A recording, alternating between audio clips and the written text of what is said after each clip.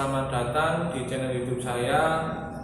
Di sini nanti saya akan membahas mengenai pembelajaran yang ada di SMK. Nantinya akan saya jelaskan secara satu persatu di channel YouTube saya.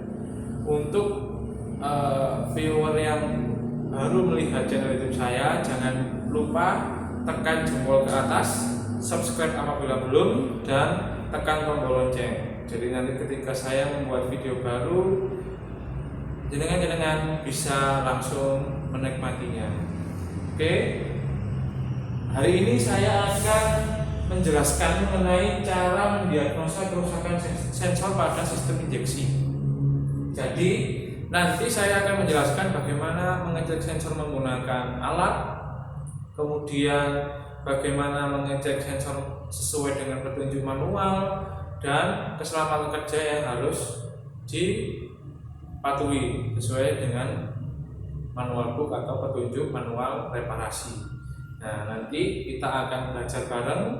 Apabila ada yang mungkin masih belum paham, bisa tulis di kolom komentar agar saya bisa memberikan pengetahuan lebih kepada penjelasan. Oke, di sini alat yang kita gunakan yang pertama adalah scan tool. Jadi scan tool nanti akan saya jelaskan ketika di dalam kendaraannya bentuknya seperti apa. Fungsinya yaitu untuk mengecek pertama, yaitu sensor yang bermasalah. Jadi nanti kita bisa ngecek sensor apa saja yang bermasalah, kemudian bagaimana menanggulanginya atau memperbaikinya. Kemudian di situ juga kita bisa membaca data sensor. Misalkan kita mau mengecek suhu, bisa melalui scan tool tadi, mengecek kondisi sensor, misalkan water temperature sensor atau sensor yang mendeteksi suhu air pendingin. Kita bisa cek melalui scan tool berapa derajat suhunya. Kemudian setelah kita menggunakan scan tool, jangan lupa ada manual book. Manual book ini nanti kita gunakan sebagai pedoman kita untuk mengecek bagaimana kondisi komponen yang ada di dalam mobil tersebut, apakah masih layak atau tidak. Karena di dalam manual book terdapat standar spesifikasi setiap komponen mobil. Lanjut, kemudian nanti jangan lupa dipasang header cover untuk melindungi mobil dari karet. Kemudian avometer. Di sini yang kita gunakan nanti avometer yang digital, karena untuk mengamankan sensor. Karena berdasarkan beberapa sumber yang saya baca, kalau bisa kita menggunakan avometer digital karena arus yang keluar atau tegangan yang keluar dari avometer digital itu lebih kecil daripada avometer analog. Jadi untuk mempertahankan komponen kita menggunakan avometer yang digital nantinya. Lanjut, jangan lupa menggunakan mobil praktek, karena apabila kita ingin tahu letak posisi aslinya, kita harus menggunakan mobil praktek yang sesuai aslinya. Lanjut, ini untuk pengaman, yaitu masker dan sarung tangan. Kemudian untuk bahan yang kita gunakan adalah bensin, alat tulis, dan baju. Baju ini adalah kain pembersih. Untuk keselamatan kerja yang harus kita patuhi, pertama kita harus menggunakan APD yang sesuai, pasti ini. Kemudian bekerja berdasarkan standar operasional prosedur atau sesuai yang ada di dalam manual. Oke, lanjut, ini adalah poin-poin pentingnya. Jadi nanti kita akan melakukan 4 pengecekan. Yang pertama, mengecek sensor yang error menggunakan scan tool. Jadi nanti saya akan melepas satu sensor atau melepas soketnya, soket satu sensor, kemudian kita cek. Jadi itu akan saya buat seolah-olah sensor tersebut tidak berfungsi. Kemudian kita cek menggunakan scan tool. Setelah itu kita pasang kembali seolah-olah kita sudah selesai melakukan reparasi. Kemudian kita baca menggunakan scan tool bagaimana hasilnya. Biasanya mobil setelah kita lakukan servis itu masih ada hal-hal yang perlu kita lakukan, karena setelah terdapat sensor trouble, meskipun kita ganti sensornya menggunakan sensor yang baru, di dalam electronic control unitnya atau ECU-nya masih terbaca bahwa sensor itu rusak. Nah, untuk mengembalikan kondisi semula kita harus melakukan clear data atau menghapus histori sensor yang rusak tadi. Nah, itu nanti akan saya jelaskan juga. Lanjut, setelah itu kita akan berlatih membaca current data pada sensor intake air temperatur, sensor atau IAT, dan throttle position sensor. Jadi nanti kita akan membaca current data. Apa itu current data? Current data itu adalah kondisi aktual sensor yang kita baca menggunakan menggunakan sensor. Apa itu Pak kondisi aktual? Jadi misal kita akan melihat suhu pada intake air temperatur. Apabila kita menggunakan scan tool bisa dibaca nantinya berapa derajat Celcius.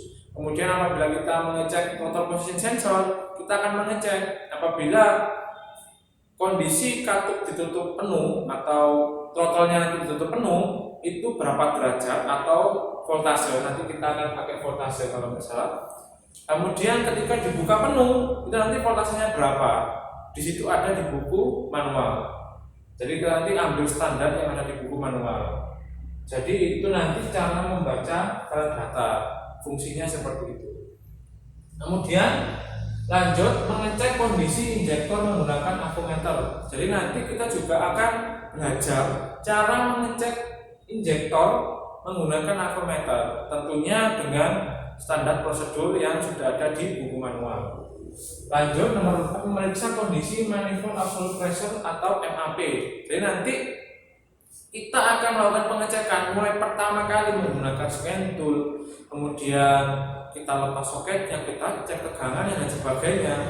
Kita akan mencoba mengecek kondisi sensor MAP-nya atau manifold absolute pressure sensornya. Mulai pertama sampai nanti hasil akhirnya bagaimana. Itu pun sesuai dengan standar operation prosedur yang ada di buku manual. Oke, berdasarkan yang saya baca di buku manual, kita sudah mendapatkan saat pengukuran pertama untuk IAT sensor itu tidak boleh melebihi 150 derajat Celcius. Untuk throttle position sensor atau TPS sensor, ketika dia kondisi menutup, dia harus 0,5 volt. Tetapi ketika dia membuka penuh, jadi kita injak penuh sampai mentok, itu dia harus 4,5 volt. Oke, lanjut. Untuk pengecekan lanjutannya adalah injektor. Jadi apabila pengecekan injektor batasnya antara 10 sampai 13 ohm. Jadi apabila di atas 10 atau sebelum 13 ohm, berarti tandanya dia kondisinya bagus. Tetapi apabila kondisinya nanti ketika kita cek itu di bawah 10 ohm atau di atas 13 ohm, berarti kondisi injektor tersebut sudah tidak normal dan harus diganti. Lanjut, untuk MAP sensor itu nanti kita mengujinya dengan dua cara. Yang pertama, menggunakan scan tool, kita harus mendapatkan angka 101 kPa atau 2,4 volt teganannya. Nanti apabila tekanannya yang ada di sensor banyak di bawah di atas 101 kPa atau di atas 2,4 volt, itu berarti komponen tersebut bermasalah. Kemudian kita juga mengecek sumbernya atau sirkuitnya. Jadi misalkan ini kondisi sensornya ini ya, kemudian mesti ada soketnya atau kabelnya. Kita lepas, kemudian kabelnya ini kita cek menggunakan avometer yang digital tadi. Apabila tegangannya sekitar 5 volt atau mungkin batasnya maksimal 6 atau di bawah maksimal 4 volt, tegangan terendahnya 4 volt atau sampai 6 volt, itu berarti tegangan sirkuit tersebut masih bagus, berarti kondisi MAP sensornya masih normal. Oke, sekarang lanjut saja menuju ke unitnya, nanti akan saya jelaskan lebih lanjut. Oke, sekarang terdapat dua sensor yang telah saya cabut sehingga seolah-olah sensor tersebut bermasalah. Oke, kita cek dulu dari lampu milnya atau indikator lampnya, indikator check engine. Oke, kita hidupkan ya. Nah, Bisa dilihat lampu milnya terus menyala meskipun engine mati. Sekarang kita identifikasi menggunakan scan tool.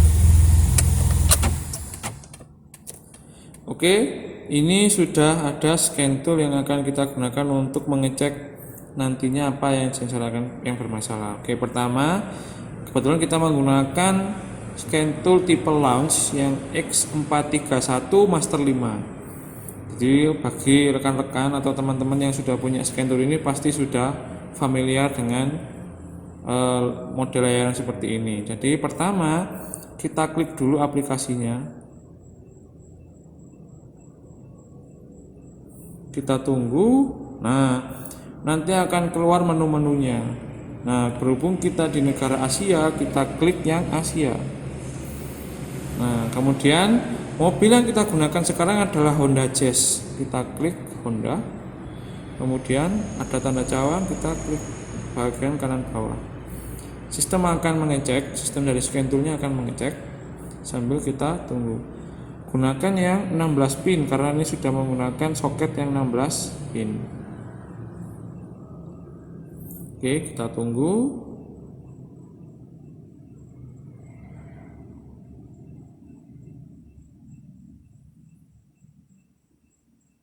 Nah, berikut sudah keluar tipe dan nomor engine-nya. Jadi sistemnya langsung otomatis mengecek bahwa ini adalah Honda Jazz atau Fit. Kita klik OK. Kemudian berhubung kita akan mengecek hanya engine-nya saja atau mesinnya saja, kita pilih di System Selection. Nah, nanti kita pilih yang EV-nya atau BGM FI. Ini sistem full injection-nya atau injection. Kita klik. Nah, kita harus menunggu hingga persentase yang ada di sini 100%.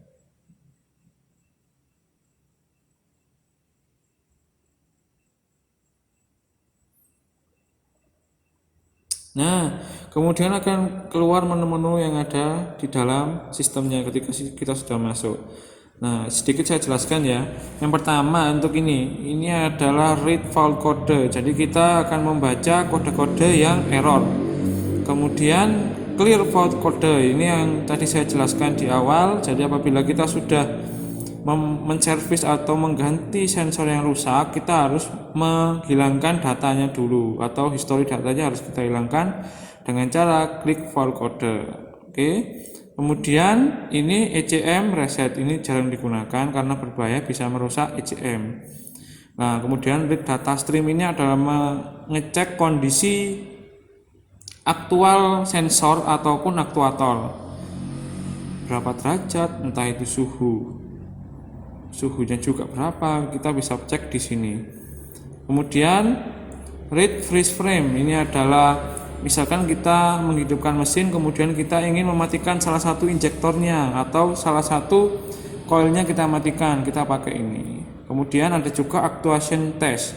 Actuation test ini kita bisa ngecek, misalkan kita mau menghidupkan kipas pendingin radiator tanpa menghidupkan mesin, bisa menggunakan ini dan sebagainya.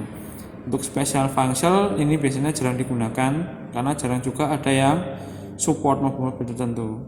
Oke, lanjut. Berarti kita mengecek sensor mana yang bermasalah. Nah, jadi kembali lagi. Nah, ada dua tipe.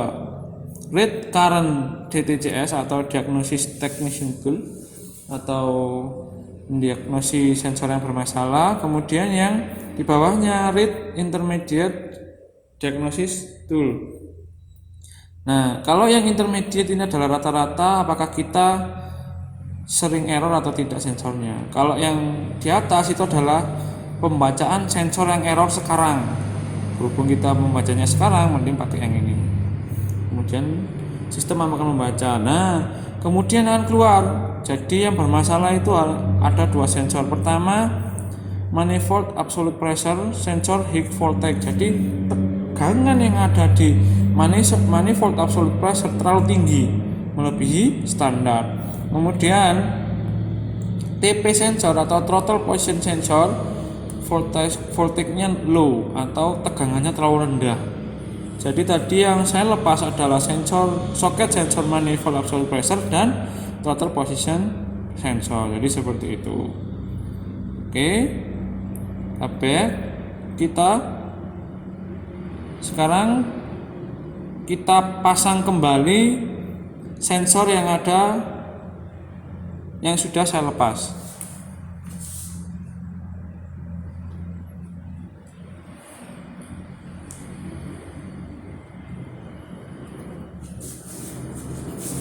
Oke, barusan sudah saya pasang kembali. Sekarang coba kita clear data dahulu, clear fault code. Oke.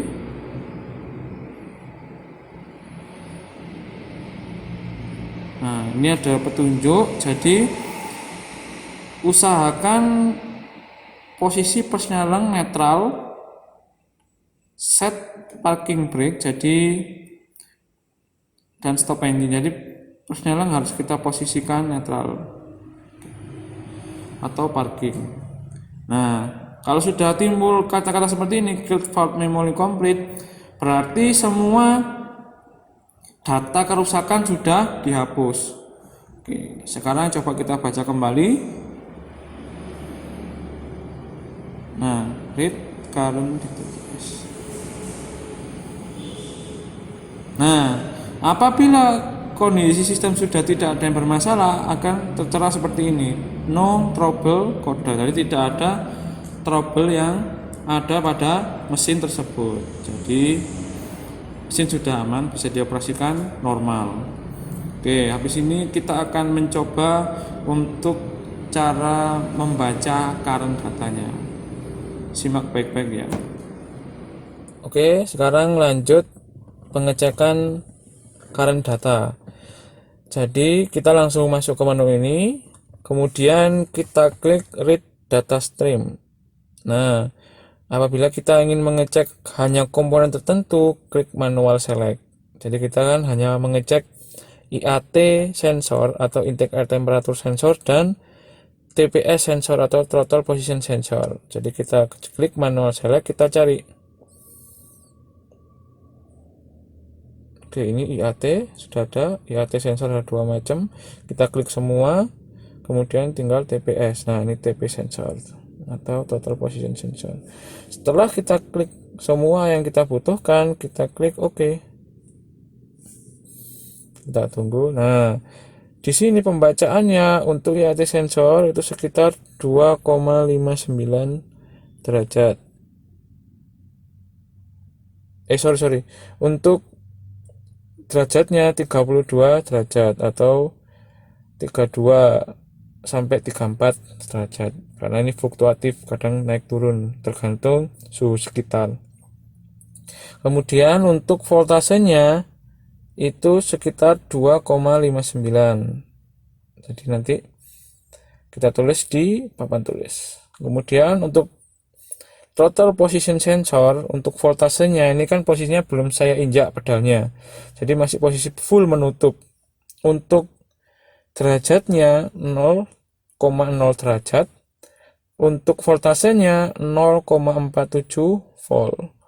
Kemudian apabila kita injak pedal gas penuh, kita lihat berapakah kenaikannya. Nah, ketika pedal gas diinjak penuh, untuk voltasenya 4,51 volt, untuk derajatnya 80 derajat. Jadi nanti hasil yang akan kita capai ini kita masukkan ke dalam tabel yang sudah kita buat di awal tadi. Oke, sekarang lanjut ke pengecekan injektor.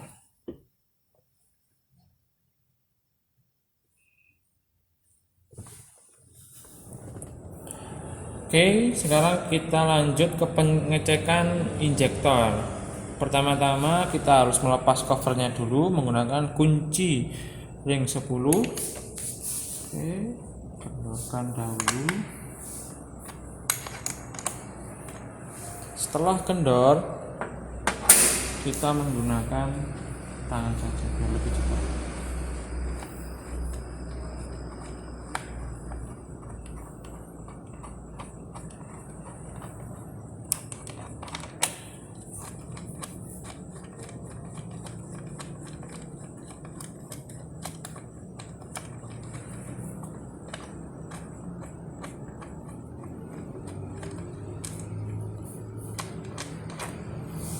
Oke, jangan lupa untuk bautnya letakkan pada kondisi yang aman atau diletakkan di kaki juga bisa.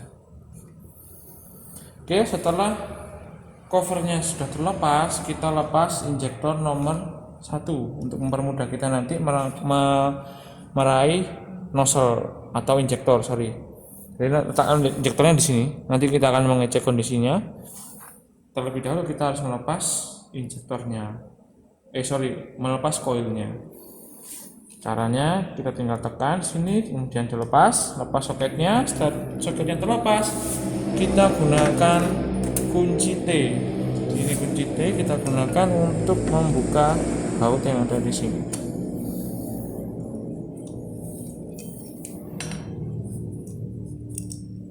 Setelah terlepas, jangan lupa baut kita letakkan pada kondisi yang aman, lepas juga koilnya. Nah, jangan lupa ini juga jangan sampai terbanting, kita letakkan di kondisi yang aman. Setelah itu kita lepas soket injektornya. Ini kita lepas, tarik. Oke. Bentar.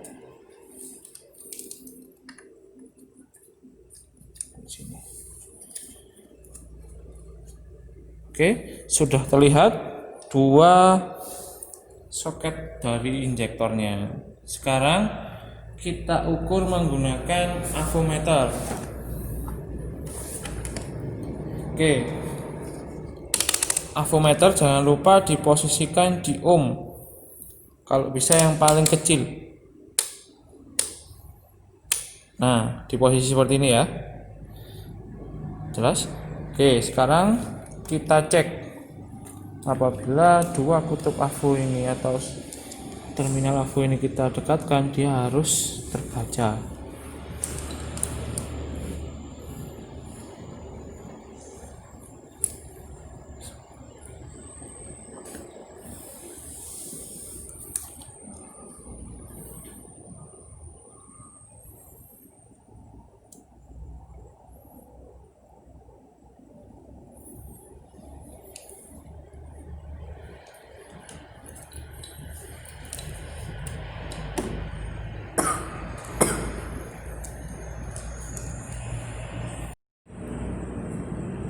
Oke, setelah kita cek, tadi angka yang paling terbesar adalah di sekitaran 12,1 sampai 11,8. Kita ambil yang terbesar saja ya. Itu sekitar 12,1 tadi. Oke, setelah melakukan pengecekan, jangan lupa kita tulis di buku manual. Nanti kita compare atau kita cek dengan standar yang ada di buku manual, apakah sesuai atau tidak. Sekarang lanjut ke pengecekan selanjutnya. Oke, sekarang kita akan mengecek kondisi sirkuit atau kabel dari manifold absolute pressure. Jadi komponennya adalah ini. Nanti kita akan melepas kabel ini. Jadi nanti kita lepas, kemudian kita ukur menggunakan avometer. Tetapi kita tidak bisa melepas kabel ini karena terhambat oleh cover intake manifold. Jadi kita harus melepas covernya dulu, baru bisa melepas soket ini dengan leluasa. Oke, nanti kita akan menggunakan kunci ini untuk melepas baut ini. Kita menggunakan kunci ring ukuran 10. Oke.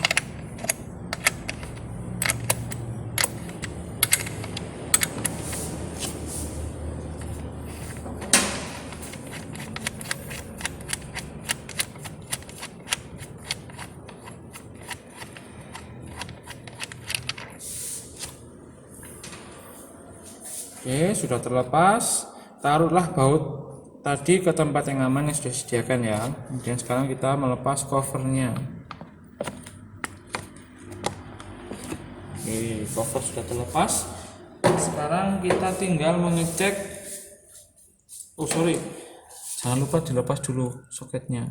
Nah, soket sudah terlepas. Sekarang kita tinggal mengecek kondisinya. Jadi yang paling ujung kiri dan paling ujung kanan kita satukan ke dalam terminal avo. Jadi ini terminal AVO, 2 terminal AVO. Kemudian nanti AVO-nya kita setel di volt. Nah, dibuat 20 volt saja. Lanjut, berarti kita akan memasukkan soketnya, satu di sini dan satu di sini.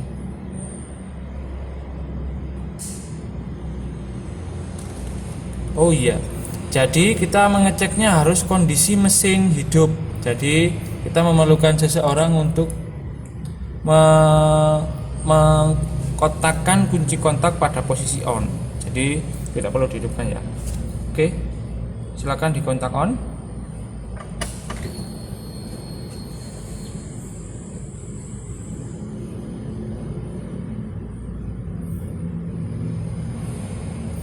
Oke, sepertinya terbalik.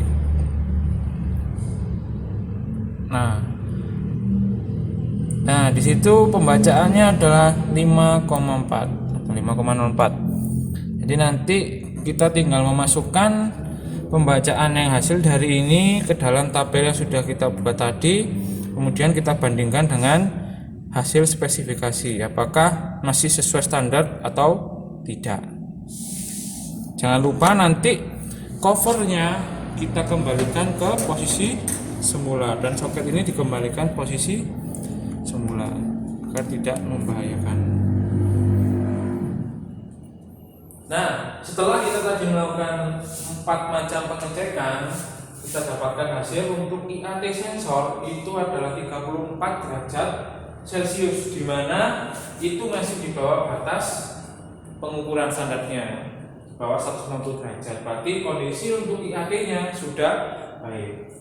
Kemudian untuk TPS sensor itu pada saat kondisi tertutup itu ukurannya 0,5 volt, tidak boleh melebihi itu. Sedangkan kita mendapatkan 0,47 volt. Kemudian pada saat membuka kita mendapatkan 4,51 volt. Sedangkan atasnya 4,5 volt. Itu masih di dalam batas toleransinya, meskipun lebih itu masih dalam toleransinya. Untuk toleransinya maksimal 0,02. Jadi apabila di atasnya 0,02 misalkan 4,52 itu masih dalam batas wajar. Berarti tandanya bahwa TPS sensor dalam kondisi baik. Lanjut, untuk injektor kita mendapatkan hasil 12,1 ohm. Otomatis itu di dalam batas standar pengukuran. Setelah 10 sebelum 13 ohm, berarti kondisi injektornya masih dalam keadaan baik. Lanjut, untuk MAP sensor atau manifold absolute pressure sensor kita mendapatkan angka 95 kPa atau 2,46 volt, di mana itu masih termasuk batas yang standar pengukurannya. Jadi seperti itu. Lanjut, untuk tegangannya kita mendapatkan angka di 5,5 volt atau 5 volt. Kalau ini batasnya kalau di buku manual hingga 0,1. Jadi misalkan nanti 2,5 volt itu masih termasuk standar, tidak melebihi batas. Kecuali kalau sudah 3 volt atau 4 volt ke atas, berarti tandanya dia sudah melebihi batas. Jadi kondisi MAP sensornya masih baik. Oke, sekian sedikit informasi yang dapat saya sampaikan mengenai cara mengecek kondisi atau kerusakan sensor pada sistem injeksi. Kurang lebihnya mohon maaf. Assalamualaikum warahmatullahi wabarakatuh.